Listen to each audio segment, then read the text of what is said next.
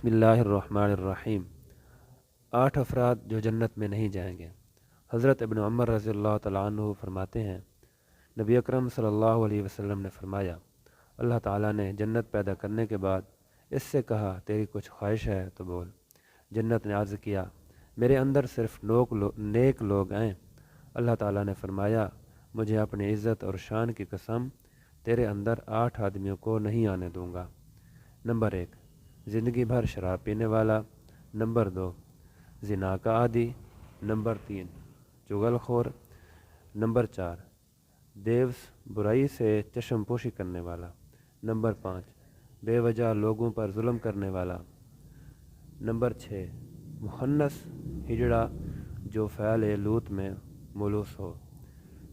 Number 7، قطع رحمی کرنے والا، رشتہ ناتوں کا لحاظ نہ رکھنے والا۔